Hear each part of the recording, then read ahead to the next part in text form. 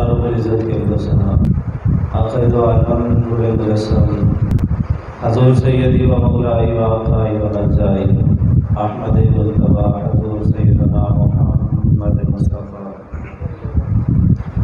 सल्लल्लाहु अलैहि वसल्लम की बारगाह आलिया में हदिया दुरूद व सलाम करने के बाद दुआ है अल्लाह रब्बुल इज़्ज़त कादिर मुतलक के दरबार में मौला पाक मेरे दिल दिमाग ज़ुबान निगाह को नफ्स और शैतान की शर से अपनी कामिल और दायमी पनाह नसीब फरमाए और वो कलिमा कहने की तौफीक अता फरमाए जिसमें खुद राज़ी हो उसका हबीब सल्लल्लाहु अलैहि वसल्लम राज़ी हो। और वो कलिमा मेरी ज़ुबान पे जारी ना फरमाए जिसमें खुद नाराज़ हो उसका हबीब सल्लल्लाहु अलैहि वसल्लम नाराज़।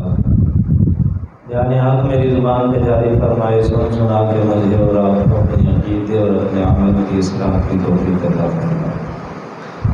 अज़ीज़ दोस्तों, 13 अगस्त सन 2021 बड़ी तेज़ी के साथ ये सफ़र तय हुआ 14 अगस्त सन 1947 से 13 अगस्त सन 2021 तक का। अल्लाह रब्बुल इज़्ज़त ने साकिनाने हिंद को उनकी एक तवील कुर्बानियों और बड़ी ही दुआओं के बाद एक खित्ता अता फरमाया। वैसे तो हम हिंदी हैं, हमारा तुख्म, हमारी मिट्टी, हमारा ख़मीर ये बर्रे सग़ीर की सरज़मीं से गूंदा गया है और चूँकि ये हमारा वतन है, ये हमारी सरज़मीं है, इस लिहाज से इस पूरी सरज़मीं से ही हमारी मोहब्बत है। और ये एक अटल हकीकत है कि वो हिंदुस्तान हो, वो पाकिस्तान हो, वो श्रीलंका हो, वो बंगाल हो, वो कश्मीर हो, इस तमाम सरज़मीं पे मुसलमानों ने 10 सदियाँ हुकूमत की है।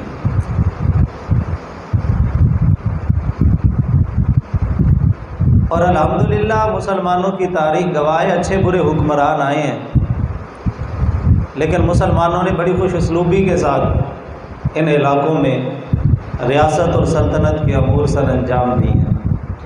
और हमारी इस सरज़मीन को ये शर्फ़ हासिल है कि इन हज़रत इंसान की सबसे पहले मेज़बानी करने वाली भी यही सरज़मीन है। हज़रत सैयदना आदम अला नबीना अलैहिस्सलातु तस्लीम इसी ज़मीन पे तो उतरे थे। हज़रत अब्दुल्लाह इब्न अब्बास रज़ियल्लाहु ताला अन्हु फरमाते हैं कि अल्लाह ताला ने सबसे पहले हज़रत आदम अलैहिस्सलाम को जिस सरज़मीन पे नाजिल किया वो सरज़मीन हिंद है। श्रीलंका के एक पहाड़ पे हज़रत आदम अला नबीना अलैहिस्सलातु तस्लीम तशरीफ़ फरमा हुए और यही वो धरती है कि जिसने सबसे पहले हज़रत आदम अलैहिस्सलाम के कदमों को चूमने का शर्फ हासिल किया। और यही वो खित्ता है कि जिस खित्ते पे खड़े होकर सबसे पहले वसीला मुस्तफ़ा पेश करके अल्लाह के दरबार में तौबा की गई है। हजूर के वसीले से ही हज़रत आदम अलैहिस्सलाम की तौबा कबूल हुई ना।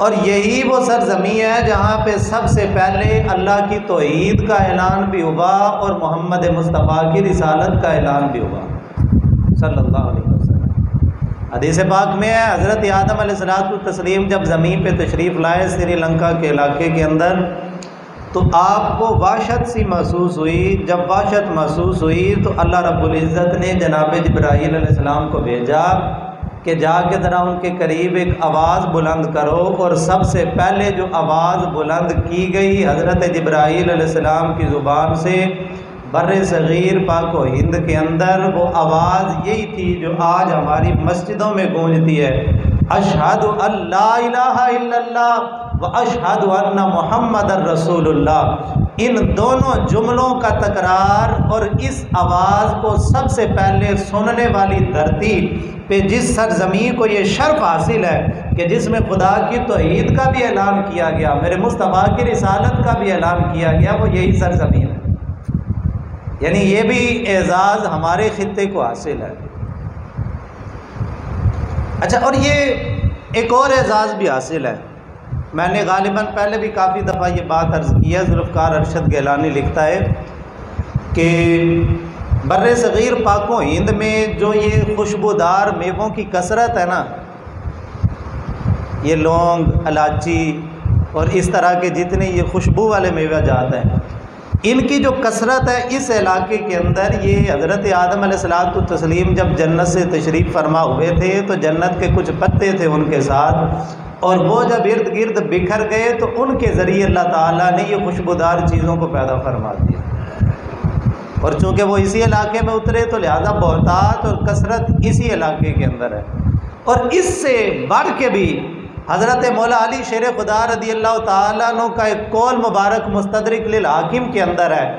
हज़रत मौला अली शेर खुदा रदी अल्लाह ताला अन्हु फरमाते हैं, खुशबूदार आबो हवा जिस सरजमी की है उस सरजमी को हिंद कहा जाता है। ये सरजमीन हिंद को ये भी एजाज़ हासिल है। मौला अली शेर खुदा ने इस सरजमी की आबो हवा को खुशगवार करार दिया। मदीना नूर की फजीलत अपनी जगह है, मक्का मुकर्रमा का मकाम मर्तबा अपनी जगह, उसका हम मवाजना नहीं कर रहे, उससे तो मवाजना हो भी नहीं सकता, क्योंकि मदीने की ज़मीन वो ज़मीन है कि जिसने रसूलुल्लाह के कदमों को चूमा है और जिसमें आज भी मुस्तफ़ा जान रहमत जलवागर हैं। उस धरती का तो मुकाबला नहीं हो सकता, लेकिन इससे हट के अगर मवाजना किया जाए तो बर्रे सग़ीर पाको हिंद के इस इलाके को ये एजाज़ हासिल है कि मौला अली शेर खुदा जैसी हस्ती फरमाते हैं, आबो हवा खुशगवार इस इलाके की है। और क्यों ना खुशगवार हो यार, मेरे मुस्तफ़ा अपने बटनों को खोल के तो इस तरफ से आने वाली हवा को महसूस किया करते थे। अल्लामा इकबाल ने कहा है कि मेरे अरब को आई ठंडी हवा जहाँ से, मेरा वतन है वही मेरा वतन है, कि जिस इलाके से मुस्तफ़ा करीम अलैहिस्सलाम को ठंडी हवा आया करती थी, वो भी यही सरज़मीन हिंद को ये एजाज़ हासिल है। ये हमारे इस इलाके को ये एजाज़ हासिल है कि मुस्तफ़ा जान रहमत सल्लल्लाहु अलैहि वसल्लम इस इलाके की तरफ मुँह करके अपने बटन गिरेबान खोल के हजूर इस हवा को महसूस किया करते थे। और बर्रे सग़ीर पाको हिंद में अगर आप औलिया की फहरिस्त को देखें तो दाता अली हजवेरी, ये लाहौर की सरजमी के अंदर आपने इस्लाम की तबलीग का आगाज़ किया। हज़रत ख्वाजा मोइनुद्दीन चिश्ती अजमेरी, जिन्होंने अजमेर शरीफ के अंदर जाके इस्लाम की तबलीग का जब आगाज़ किया, इस्लाम की शम्मा को रोशन किया और आलम इस्लाम को बुलंद किया। दाता अली हजवेरी आए, बाबा फरीदुद्दीन मसूद गंजे शकर आए। इस तरह की हस्तियों ने इस अर्ज़ को, इस सरजमी को अपना मस्कन बनाया और उनकी बरकत से, उनकी तबलीग से आज घर घर में दीन मुस्तफ़ा का चर्चा हो रहा है। ये भी एजाज़ इस सरजमी को हासिल है कि शेख मुजद्दद जैसी हस्ती इस धरती से पैदा हुई है, जिनको 1000वीं सदी का मुजद्दद कहा जाता है। इस सरजमी ने बड़े बड़े उलमा, बड़े बड़े सूफिया और बड़ी बड़ी हस्तियों की मेज़बानी को का शर्फ भी हासिल किया। और मैं ये कर रहा हूँ कि मैंने शुरू में ये बात अर्ज़ की कि सन 1947 14 अगस्त 27 रमज़ानुल मुबारक रात के 12 बजे ऐलान हुआ था रेडियो पे कि ये रेडियो पाकिस्तान है। आज ना हमारे बच्चों को तारीख़ में पढ़ाया जाता है कि 23 मार्च 1940 को करारदाद पाकिस्तान पेश हुई और पाकिस्तान के हसूल की जदोजहद का आगाज़ सन 1940 के अंदर हुआ। 23 मार्च 1940 को जहां आज मीनार पाकिस्तान है, यहाँ पे करारदाद पाकिस्तान पेश की गई और उसके बाद जदोजहद का आगाज़ हुआ और 7 साल के बाद सन 14 अगस्त 1947 में पाकिस्तान मार्ज़े वजूद में आया। लेकिन जब तारीख़ के औराक पलटते हैं तो ये जदोजहद हमें इससे पीछे भी मिलती है। अगर हम बिल्कुल इससे 90 साल पीछे जाते हैं, सन 1947 से 90 साल पीछे 1857 में, तो उस वक़्त भी हमें ये तहरीक ज़ोर शोर से नज़र आती है। मुजाहिदीन इस्लाम ने अपनी आज़ादी की तहरीक को शुरू किया और अजीमत की वो दास्तानें रकम की। खुदा की कसम, इस सरज़मीन ने बड़े बड़े बहादुरों को देखा है, बड़े बड़े जवानों को देखा है बड़ी बड़ी कुर्बानियाँ देने वालों को देखा है, लेकिन जब आप तारीख पढ़ते हैं सन 1857 की तो आपको पता लगता है कि हमारे असलाफ ने, हमारे बुज़ुर्गों ने जब वो इस सरजमी की खातिर और अंग्रेज़ों को यहाँ से दफ़ा करने की खातिर कितनी कितनी कुर्बानियाँ दी, और उन कुर्बानियों की पादाश के अंदर उन पे जो मजालिम के पहाड़ तोड़े गए वो भी तारीख का एक अलमनाक बाब है। मगर इससे भी पीछे चले, सन 1756 में आ जाएं, जंग प्लासी होती है, और जंग प्लासी सिराजुद्दौला ने लड़ी थी और अंग्रेज़ों के ख़िलाफ़ लड़ी थी। यानी ये जंग भी सन 1756 के अंदर, यानी इससे ये पता लगा ये तो 200 साल तारीख थी कि जब से ये तहरीक चली कि इस सरजमी को अंग्रेज़ों से पाक करना है। सन 1756 में जंग प्लासी हुई सिराजुद्दौला और अंग्रेज़ों के दरमियान, लेकिन ये जंग एक अजीब जब वो दर्द अपने पहलू में लेके बैठी हुई है। आज तक जब तारीख के वो राग पलटती हैं तो दिल खून के आंसू होता है कि मुसलमान तो 313 हो के 1000 के मुकाबले में आते थे तो अल्लाह फतह अता करता था। मुसलमान तो जो है वो 1000 हो के 3000 के मुकाबले आए तो अल्लाह ने फतह अता फरमाई। मुसलमान तो 60 हो के 60,000 के मुकाबले में भी निकले थे तो अल्लाह ने फतह अता की थी।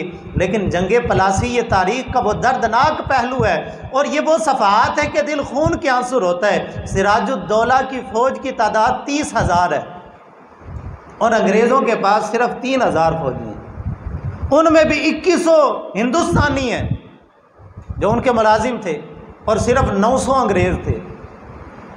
लेकिन सिराजुद्दौला को शिकस्त हुई, सबब जानते हैं, यानी हैरानगी की बात नहीं भाई। 313 हो के जो 1000 पे गालिब आए, 60,000 हो के जो 60,000 पे गालिब आए, वो 30,000 हो के 3,000 से उनको कैसे शिकस्त हो गई? वो सबब ये मुनाफिकत बनी, ये गद्दारी बनी। इसी जंग के अंदर मीर जाफ़र ने गद्दारी की थी, जानते हैं उस नाम? सिराजुद्दौला को पता लग गया था कि मीर जाफ़र के ताल्लुकात अंग्रेज़ों के साथ, ये सिपा सलार था सिराजुद्दौला की फ़ौज का। तो सिराजुद्दौला ने मीर जाफ़र को बुलाया, इसके सामने अपनी पगड़ी उतार के रख दे। उसने कहा या तो इस पगड़ी को मेरे सर पे रख दे तो या फिर मेरी हुकूमत को अंग्रेज़ों के आगे भेज दे, दोनों में से एक काम कर दे। तो मीर जाफ़र ने कहा जी कुरान पाक मंगवाए। कुरान पाक मंगवाया गया और इस कमीने ने कुरान पाक पे हाथ रख के कसम उठाई कि मैं अंग्रेज़ों के साथ अपना ताल्लुक़ नहीं रखूँगा और मैं सिराजुद्दौला से गद्दारी नहीं करूँगा। लेकिन झूठी कसम उठाई। और फिर आज तक ये वेस्ट इंडिया, वेस्ट बंगाल के अंदर ये एक इलाका है, वहाँ पे एक ड्योढ़ी है जिसको कहा जाता है नमक हराम ड्योढ़ी। ड्योढ़ी समझते हैं? दहलीज ड्योढ़ी पंजाबी में ये तो मशहूर है, ये तो हर पंजाबी बोलने वाला समझे। नमक हराम ड्योढ़ी कहा जाता है उस जो है वो इमारत को, क्योंकि वहाँ पे मीर जाफ़र रहा करता था। तो इसने नमक हरामी की, कुरान पाक पे हाथ रख के कसम उठाई कि मैं अंग्रेज़ों का साथ नहीं दूंगा। लेकिन इस बेईमान ने दिया और गद्दारी की, और इसी गद्दारी की वजह से 30,000 हो के मुसलमान 3,000 से शिकस्त खा गए। ये आज तक मुसलमान जो ज़वाल पजीर होते जा रहे हैं, ये ज़रा गौर तो करें मीर जाफ़र कौन कौन है, किस किस का ताल्लुक़ अंग्रेज़ों के साथ निकलता है। और फिर सिराजुद्दौला को मीर जाफ़र के बेटे ने शहीद किया, मीरा उसका नाम था। और याद रखिए मीर जाफ़र ने सिराजुद्दौला से गद्दारी करके मिल्लत इस्लामिया को जो नुकसान पहुँचाए, आज तक वह नुकसान पूरा नहीं हो सका, आज तक पूरा नहीं हो सका। कोई सोचेगा भी आज तक क्यों पूरा नहीं हो सका? अब तो पाकिस्तान मार्ज़ वजूद में आ चुका है। भाई देखें, इस जंग से, जंग प्लासी के बाद अंग्रेज़ों के लिए बर्रे सग़ीर का दरवाज़ा खुल गया। फिर एक इलाके के बाद एक इलाका, एक इलाके के बाद एक इलाका अंग्रेज़ फतह करते गए। टीपू सुल्तान जैसे जरी बंदे को अंग्रेज़ों ने शिकस्त दी। तो फिर इसके बाद 1756 की जंग प्लासी के बाद 19 सितंबर सन 1857 में दिल्ली फतह हुआ।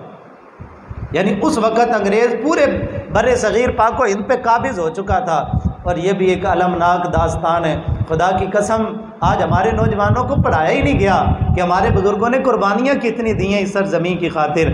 1857 की जो जंग आज़ादी थी, जिसको अंग्रेज़ गदर का नाम देते हैं, और मुसलमान इसको इनकलाब का नाम देते हैं। और मुसलमानों ने हज़रत अल्लामा फजल हक खैराबादी जैसी हस्तियों ने इस जंग में जो अपनी कुर्बानियाँ पेश की। और अब मैं ये बात अर्ज़ करना चाहता हूँ, 1756 और 1857 तकरीबन एक सदी, जंग प्लासी के बाद अंग्रेज़ बर सग़ीर पाक हिंद में दाखिल होता है और इसके 100 साल के बाद अंग्रेज़ पूरे बर सग़ीर पाक हिंद पे काबिज़ हो जाता है।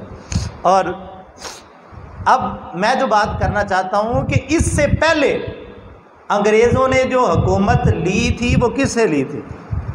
मुसलमानों से, क्योंकि बहादुर शाह ज़फ़र जो आखिरी मुग़लिया हुक्मरान हुआ है ये भी मुसलमान, सिराजुद्दौला, टीपू सुल्तान, बहादुर शाह ज़फ़र, ये सारे मुसलमान ही तो थे। अंग्रेज़ों ने हुकूमत ली इनसे, लेकिन जब देने की बारी आई तो सिर्फ छोटा सा हिस्सा दिया मुसलमानों को और बाकी सारा दिया हिंदुओं को।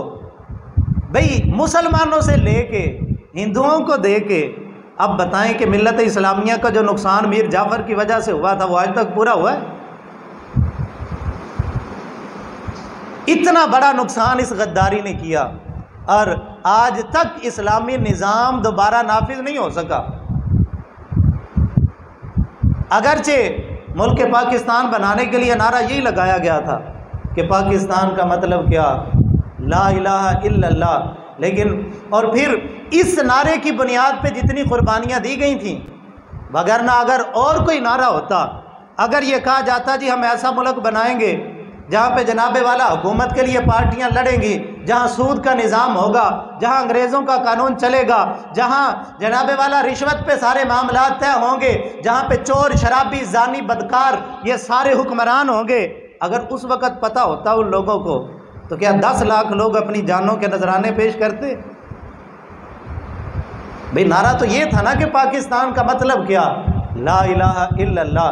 इस नारे की बुनियाद पे ये मुल्क वजूद में आया और फिर इसी नारे की खातिर कुर्बानियाँ दी गई। बड़े लोगों ने मेहनत की है मेरे भाई। आज हमारी नई नस्ल को पता नहीं है कि अंग्रेज़ों के दौरे हुकूमत के अंदर सबसे पहले जिस बंदे ने नारा आज़ादी बुलंद किया था और अंग्रेज़ों के ख़िलाफ़ जिहाद का फतवा जारी किया था, उस हस्ती को अल्लामा फजल हक खैराबादी कहा जाता है।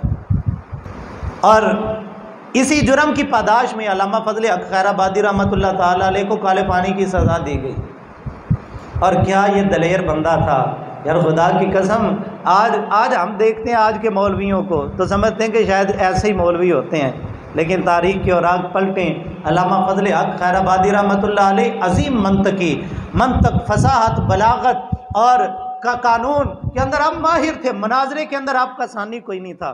जब आपका मुकदमा अंग्रेज़ की अदालत के अंदर लगा तो आप खुद वकील थे, आप खुद अपने दलाइल देते थे। अंग्रेज़ों ने जितने आप पे इल्ज़ाम लगाए अल्लामा फजल हक खैराबादी ने सारे रद्द कर दिए। अब अंग्रेज़ जज के पास कोई चारा नहीं था कि वह आपको बरी कर देता है। जुर्म यही था कि आपने अंग्रेज़ के ख़िलाफ़ जिहाद का फतवा क्यों जारी किया। अल्लामा फजल हक खैराबादी रहमतुल्लाह अलैह ने जब जरा की और दलाइल दिए, अंग्रेज़ों के सारे दलाइल रद्द कर दिए और करीब था कि अंग्रेज़ जज आपको बरी कर देता, लेकिन फिर अल्लामा फजल हक खैराबादी मुस्कुराए और यहाँ तक कि जो आपकी तरफ से वकील खड़ा हुआ था ना, जब आपने दलाइल सारे रद्द कर दिए, आपका वकील उठ के खड़ा हुआ, कहने लगा जज साहब ये वो मुफ्ती फजल हक है ही नहीं है, जिस मुफ्ती ने फतवा दिया था ये तो कोई और फजल हक है। तो अल्लामा फजल हक खैराबादी रहमतुल्लाह अलैह मुस्कुराए और मुस्कुरा के कहने लगे जज साहब ये झूठ बोल रहा है, ये झूठ बोलता है, वकील तो मेरा है लेकिन ये झूठ बोल रहा है। मैंने आपके सारे दलाइल रद्द कर दिए, लेकिन आज मैं बताना चाहता हूँ मोहम्मद मुस्तफ़ा के शेर ऐसे हुआ करते हैं, मैं अब बरी होने के करीब होके मैं करीब था कि मैं बरी हो जाता, और अब मैं आपको बताना चाहूँगा कि वो फतवा मैं नहीं दिया है। हाँ सितमगर सितम आजमाएं, तो तीर आजमा हम जिगर आजमाएं, कर ले जो तूने करना है।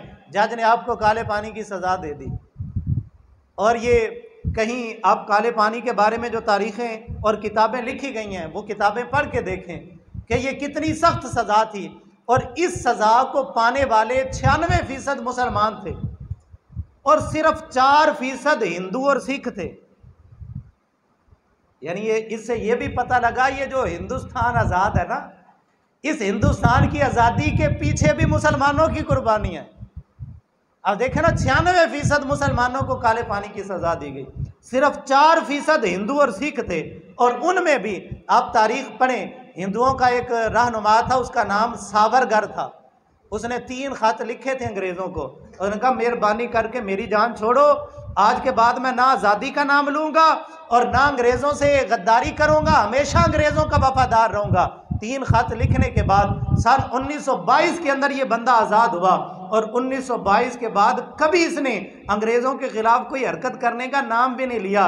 लेकिन तारीख़ हमें यह भी बताती है, एक कौम है मुसलमानों की, इनके मैंने अर्ज़ की 96% ये थे, सिर्फ 4% वो थे। 96% होने के बावजूद अंग्रेज़ भी हैरान था, परेशान था, भाई इतनी कड़ी सज़ा इनको दी, लेकिन कोई एक मुसलमान भी ऐसा नहीं था जो इन सज़ाओं से तंग आके जिसने कहा हो कि जी हमारी जान छोड़ो, हम आज के बाद आज़ादी का नाम नहीं लेंगे। उन्होंने हर वक्त यही कहा, इससे बड़ी भी कोई सज़ा है तो ले आओ, और हम वो सज़ा कबूल करने को भी तैयार है कि जेकर यार दे ना दी मिले सूली, चूल्हा चूल लइए पीछा हटिए ना, ते जेकर यार ने दे ना दा मिले में ना, चोली पा लइए हेठा सुटिए ना। ये मुसलमानों की तारीख है। और मैंने अभी जुमला अर्ज किया कि अगर हिंदुस्तान आज़ाद है तो हिंदुस्तान की आज़ादी के पीछे भी कुर्बानियां मुसलमानों की हैं। अरे यार, कुर्बानियों की बात क्या करनी है, हिंदुस्तान का तो कौमी तराना ही एक मुसलमान ने लिखा हुआ है, वो सारे जहां से अच्छा ये हिंदुस्तान हमारा। ये किसने लिखा है? अल्लामा इकबाल। सारे जहां से अच्छा ये हिंदुस्तान हमारा, ये तो अल्लामा इकबाल का जो है वो कलाम है। यानी उनका कौमी तराना भी एक मुसलमान की मरहून मिन्नत है। और ये अल्लामा इकबाल ना, इससे पहले जब आपका नज़रिया था कि भाई कौम एक ही है, मुल्क जो है ये कौमों से बनता है, मुसलमान हिंदू सिख ये इसी इलाके की पैदावार है, यहाँ पे मिलजुल के रहें। लेकिन फिर उसके बाद अल्लामा इकबाल ने जब शाख मुजद्दद के मकतूबात पढ़े, मकतूबात पढ़ने के बाद पहले इकबाल ने कहा था सारे जहां से अच्छा ये हिंदुस्तान हमारा, लेकिन जब इकबाल की आंखें खुली, अल्लामा इकबाल ने फिर कहा कि सारे जहां से अच्छा हिंदुस्तान हमारा ये मैंने कह दिया है। लेकिन फिर इकबाल ने कहा कि चीनो अरब हमारा, ये हिंदुस्तान हमारा, मुस्लिम है हम वतन है सारा जहां हमारा। हम सिर्फ हिंदुस्तान के में मुक़य्यद नहीं होंगे, अगर मुसलमान अरब में होगा तो वो मुसलमानों का वतन होगा, मुसलमान चीन में होगा तो वो हमारा वतन होगा, मुसलमान कायनात के किसी कोने में होगा हम उसके साथ ताल्लुक़ रखेंगे। हिंदू हमारा हमसाया भी हो तो उससे बढ़ के हमें मुसलमान अजीज होगा। आज ना अंग्रेज़ों के पालतू और चमचे ये आए दिन ऐलान करते कहते जी मौलवियों ने इस मुल्क की खातिर क्या किया और मौलवियों का सियासत से क्या काम। और खुदा की कसम अगर मैं नाम लेना शुरू करूँ ना, ये मेरे सामने किताब पड़ी हुई है, पिछले साल मैंने इसमें पढ़ा था, इस अभी तक मैंने ज़्यादा नहीं इसका मुताला किया। पिछले साल मैंने पढ़ा था ये बड़ी बड़ी जो आज MP MN हैं, इनके दादे परदादे ये सारे अंग्रेज़ों के वफादार थे। अगर मैं नाम लूँ तो बड़े बड़े जो वो मामला ख़राब होने का ख़तरा है। ये आज की MP MN ये जो रॉयल फैमिली हैं, इनके दादे परदादे जो आज हुक्मरान बने बैठे हैं, जो हमें कहते हैं मौलवियों का सियासत से क्या काम, मौलवियों का हुकूमत से क्या काम, और मौलवियों ने मुल्क पाकिस्तान की खातिर क्या किया है। खुदा की कसम सन 1857 की जंग आज़ादी के अंदर सिर्फ दिल्ली के अंदर 2 दिनों के अंदर 42,000 मुजाहिदों को फांसी दी गई थी। इसके अलावा जो कत्लेआम हुआ वो अलग था। और फिर उलमा को तोपों के आगे बांधा जाता और बांधने के बाद गोले जो वो उड़ा दिए जाते, उनके जिस्मों के परखचे उड़ जाते।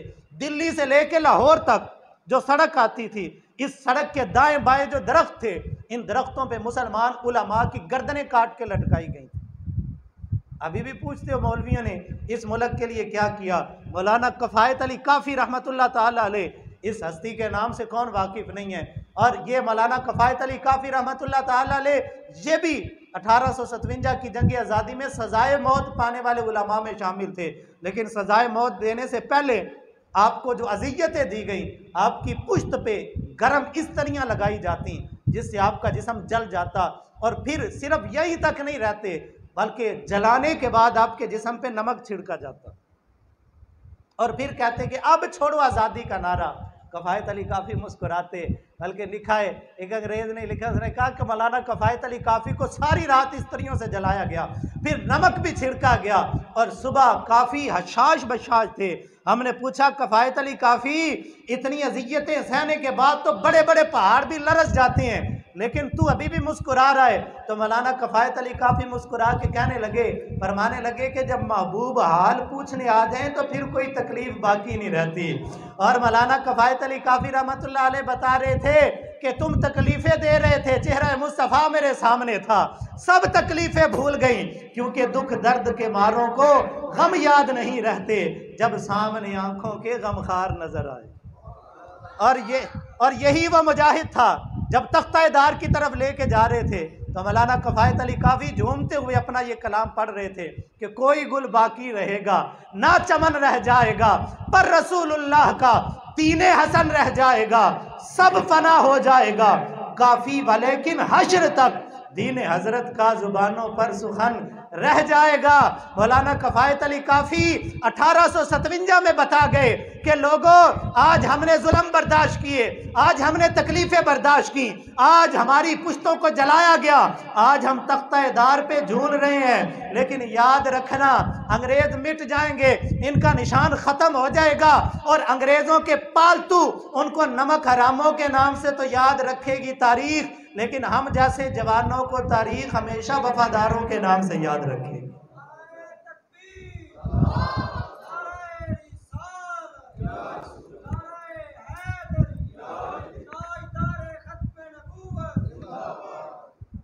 इस मुल्क की बुनियादों के अंदर मैंने अर्ज की, हमारे हजारों नहीं लाखों उलमा का खून शामिल,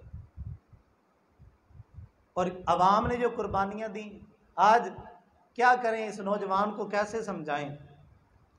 14 अगस्त आती है तो ये अपनी गाड़ी का सलेंसर भी निकाल लेता है, और गाड़ी का सलेंसर निकाल के, अब तो सलेंसर निकालने की ज़रूरत नहीं है, वो इतने लंबे बाजे आ गए हैं मार्केट में।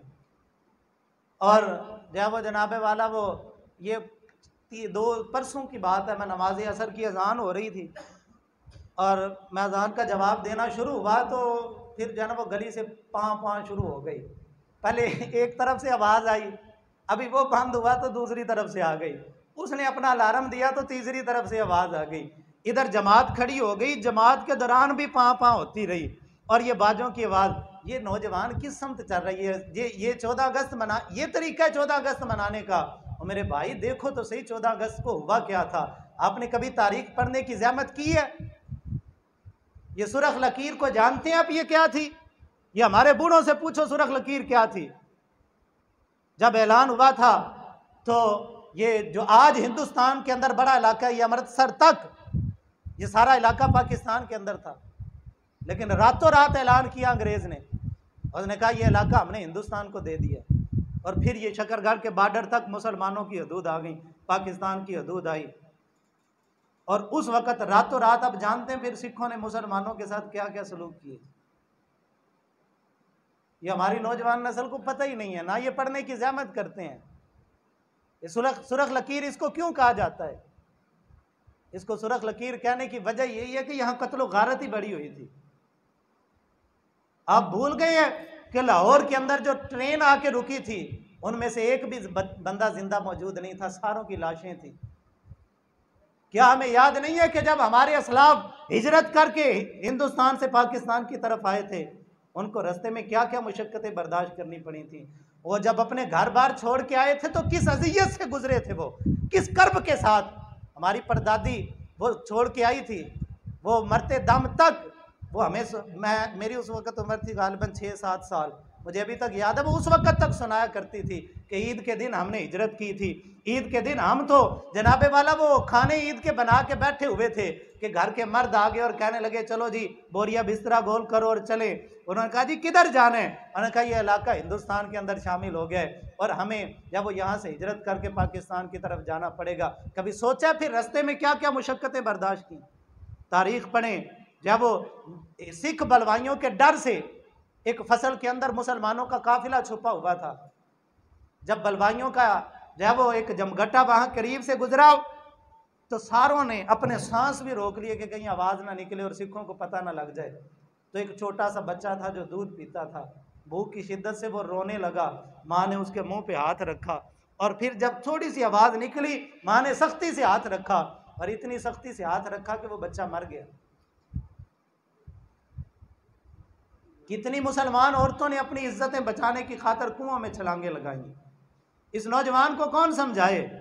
ये तो सजदा शुक्र अदा करने का दिन है, ये तो एक तजदीद अहद का दिन है, ये तो अपने असलाफ की कुर्बानियों के साथ वफादारी करने का दिन है और ये अज़म करने का दिन है कि हमारे असलाफ ने जो ये सरजमी हमें हासिल करके दी है। और मैंने अभी अर्ज की कि इसकी बुनियाद क्या थी कि पाकिस्तान का मतलब क्या आज तक कायम हुआ है? ला इलाहा इल्लल्लाह। हमारे मुल्क की अदालतों में कानून किसका है? हमारी असम्बलियों के अंदर कानून किसका है? वो भी अंग्रेज का, वो भी अंग्रेज का। अंग्रेज चला गया लेकिन निज़ाम अपना दे गया। यानी इस नारे को हम आज तक नाफिज नहीं कर सके। आज तक जब और जो थे ना इस मुल्क की बुनियादों में जिनका खून शामिल है, आज ये कोठियों बंगलों और बाजारों में फिरने वाले ये हम पे बावर करते हैं कि हमने इस मुल्क की खातिर कुर्बानियाँ दी हैं। और मौलवियों का इस मुल्क के साथ क्या ताल्लुक़ है? हाँ, दी है कुर्बानी अल्लामा इकबाल ने, लेकिन अल्लामा इकबाल लाहौर में किराए के मकान में रहते थे। दी है कुर्बानियाँ हमारे उलमा ने, वो तख्ता-ए-दार पे झूले हैं। दी है हमारी कुर्बानियाँ अवाम ने, और उनकी लाशों से भरी लाश, खुदा की कसम, गंगा जमुना पे अपनी लाशों के पुल किसने बनाए हैं? ये हुक्मरानों ने बनाए हैं, ये रॉयल फैमिलियों ने बनाए हैं। ये जो जब 50-60 साल से हमारे मुल्क पे हुकूमत करते आ रहे हैं, क्या इन्होंने कुर्बानियाँ दी थी? गंगा जमुना का पानी इनके खून से सुरख हो के बाद था, लेकिन कुर्बानियाँ तो थी मेरे भाई। जो अपना घर बार छोड़ के आए थे, कभी तसव्वुर तो करो, कभी ज़हनों में सोचो तो सही। जो अपना घर बार, अपना कारोबार, अपना इलाका, अपना वतन, अपना मोहल्ला जहाँ पैदा हुए, वो इस इलाके को छोड़ के किस दर्द के साथ आए थे और फिर किस तरह लुटे पुटे आए थे और कितनी मुशक्क़तों में उन लोगों ने, इस मुल्क की बुनियादों के अंदर उन लोगों का खून शामिल है। और एक ऑल इंडिया उलमा बनारस कॉन्फ्रेंस हुई, 5000 उलमा इकट्ठे हुए थे। 5000 उलमा, इनसे आज 5000 अवाम इकट्ठी नहीं होती। और हमसे पूछते हैं मौलवियों ने मुल्क पाकिस्तान बनाने में क्या किरदार अदा किया? 5000 उलमा इकट्ठे हुए थे और ये बड़े बड़े उस वक़्त के जो सियासतदान थे उनके सामने हाथ जोड़ के खड़े हुए थे। सैयद नईमुद्दीन मुरादाबादी रहमतुल्लाह ताला अलैह ने उस वक़्त उठ के कहा मोहम्मद अली जनाब, मेरी उम्र 60 साल से ऊपर है, मैं सैयद ज़ादा हूँ, हम जाने भी देंगे, हम माल भी देंगे, हम जायदादें भी कुर्बान करेंगे, हम अपनी आल औलाद भी कुर्बान करेंगे, लेकिन याद रखना हमसे धोखा न करना। जो नारा आज लगाया है यही नारा इस मुल्क में कायम होना चाहिए, क्योंकि हम ये नहीं चाहते कि ऐसा मुल्क हो। भाई देखे ना जब वो दफा 302 जो इंडिया में चल रही है वही पाकिस्तान में चल रही है, जो दफात हिंदुस्तान में चल रही है वही पाकिस्तान में चल रही है। दो कौमी नजरिया ये नहीं है, दो कौमी नजरिया ये है कि हिंदुओं की खुशी गमी की रसूमात अलग है, मुसलमानों की अलग हैं। हिंदू मरने के बाद मुर्दा जलाते हैं, मुसलमान इज्जत के साथ दफनाते हैं। हिंदू जो हैं वो खुशी के मौके पे नाचते गाते हैं, मुसलमान मोहम्मद मुस्तफ़ा के फरमान सुनाते हैं। हिंदू अपनी गमी के मौके पे बैन और मातम करते हैं, मुसलमान उस मौके पे भी रब का कुरान सुनाते हैं।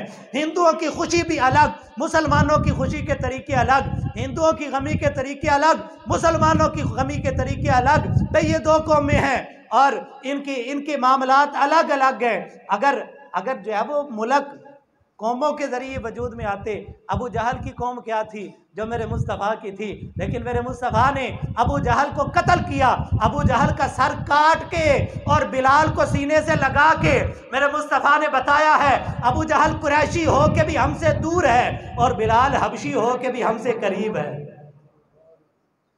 ये बुनियाद है इस मुल्क के वजूद में लाने की। और सैयद नईमुद्दीन मुरादाबादी ने कहा था, मैंने कहा मोहम्मद अली जनाब हम कुर्बानियाँ देंगे, हम औलादें भी देंगे, हम अपना सब कुछ कुर्बान करेंगे, लेकिन जो नारा है ना इस पे कायम रखना इस मुल्क को। और पाकिस्तान का मतलब क्या? ला इलाहा इल्लल्लाह मुहम्मदुर रसूलुल्लाह, ये कायम रहना चाहिए। लेकिन 14 अगस्त 1947 और आज 13 अगस्त सन 2021 इस मुल्क के अंदर कलमे का निज़ाम नाफिज करने के लिए हम कुछ नहीं कर सके, लेकिन यार ये नौजवानों से 10 बस्ता इल्तिजा है कि कम अज़ कम इन दिनों के तकद्दुस को तो पामाल ना करें। ये तो सजदा शुक्र अदा करने का दिन था, ये तो उन कुर्बानियों को याद करने का दिन था। तुमने मोटरसाइकिलों के सलेंसर निकाल के सड़कों पे लोगों की ज़िंदगी जीरन कर दी है। और फिर मैंने अभी अर्ज़ की कि नमाज के वक़्त ये गलियों के अंदर पाँ लगी होती है और लोगों के कान खा रहे हैं। ये अपनी नई नस्ल को बताएं, इनको समझाएं। आज तो ना मीडिया ये किरदार अदा कर रहा है, क्योंकि मीडिया भी अंग्रेज़ों का ज़र खरीद है। वो कोई भी चैनल हो, वो सारे टोटल सारे के सारे ये अंग्रेज़ों के पालतू हैं। ये भी अपना किरदार अदा नहीं कर रहे। क्यों नहीं हमारी नौजवान नस्ल को बताया जा रहा कि हमारे असलाफ की इस मुल्क के हसूल की खातिर क्या कुर्बानी है। 1857 की जंग आज़ादी का सबक क्यों नहीं पढ़ाया जाता? और फिर इन उलमा की सीरतें क्यों नहीं पढ़ाई जाती, जिन्होंने अपनी कुर्बानियों के बेबहा ख़जाने इस मुल्क की खातिर लौटाए और अपनी जानें तक इस मुल्क की खातिर कुर्बान की। ये इस आने वाली नस्ल को बताने की ज़रूरत है।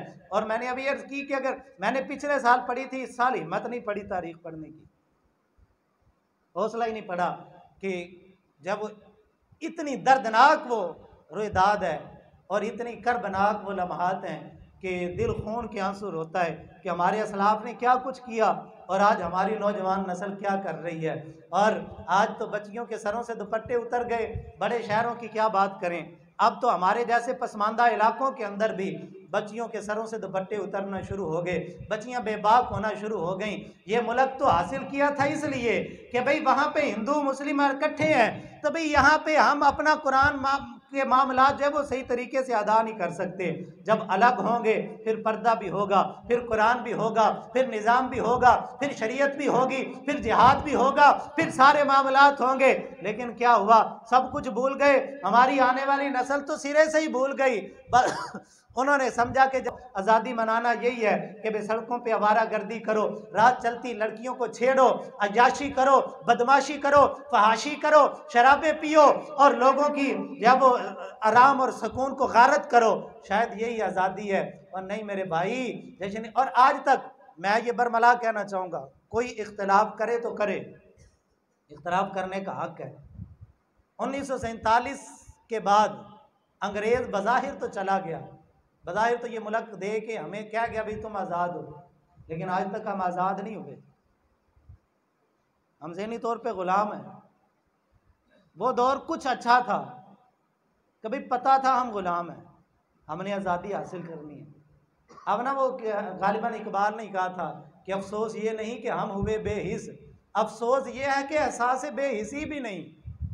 यानी अफसोस ये नहीं कि हम लुट गए हैं, अफसोस ये है कि हमें पता ही नहीं कि हम लुट गए।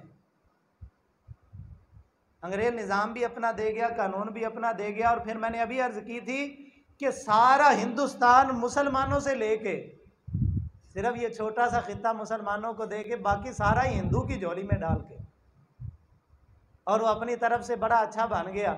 और इससे पीछे जो तारीख के अंदर मजालिम करके गया, उन पे पर्दा डालने की कोशिश की। और वो इकबाल को आप पढ़ें, वो तारीख के औराक पढ़ें, अल्लामा इकबाल ने सारे पर्दे उठा दिए हैं। और अंग्रेज़ खुद भी जाता जाता कह गया, वो कह गए कि भाई हम हिंदुस्तान से तो जा रहे हैं, लेकिन लोगों को ज़हनी तौर पे हम अपना ग़ुलाम करके जा रहे हैं। ये लोग ज़हनी तौर पे हिंदू हिंदू नहीं रहेगा, मुसलमान मुसलमान नहीं रहेगा। हम इनफरादी तौर पे भी हर बंदा ज़हनी तौर पे अंग्रेज़ी ग़ुलाम हो चुका है। वो हर लिहाज से, हर तरीके से, हर कैफियत से अपने आप को उसी सिमत डालने की कोशिशों में मसरूफ़ है। हम कुरान की तरफ नहीं आना चाहते, हम इस्लाम के निज़ाम की तरफ नहीं आना चाहते। इस दिन का तकाज़ा यही है कि हम तजदीद अहद करें, हम अपने असलाफ की कुर्बानियों के साथ वफ़ादारी का अज़म करें कि हमसे जितना हो सका हम इस मुल्क की खातिर अपनी जान पेश करेंगे, अपनी ज़ात को पेश करेंगे, अपनी ज़ात से जिस कदर हो सका इस मुल्क के नफ़े के लिए काम करेंगे और इस मुल्क के लिए अपनी जब वो तन मन धन ले के जदोजहद का आगाज़ करेंगे। यही तजदीद अहद अगर करें तो फिर ही इस मुल्क के लिए कुछ हम कर सकते हैं। मगर ना जिस सिमत हमारा नौजवान चल रहा है, आने वाली चंद दिहाइयों के बाद हमें बहुत ख़तरनाक माहौल नज़र आ रहा है। पता नहीं क्या हो जाएगा, उल्ट पुलट हो जाएगा सब कुछ। अगर इसी डगर से हम चलते रहे, अगर हमने इस सैलाब के आगे बंद न बांधा, अल्लाह रब्बुल इज़्ज़त मुस्तफ़ा जान रहमत सल्लल्लाहु अलैहि वसल्लम के तसद्दुक़ से मालिक दो जहां इस मुल्क पाकिस्तान पे अपना ख़ास फजल करम फरमाए और निज़ाम मुस्तफ़ा की बहारें अल्लाह रब्बुल इज़्ज़त इस मुल्क के अंदर नाफिज फरमाए। वमा अलैहि।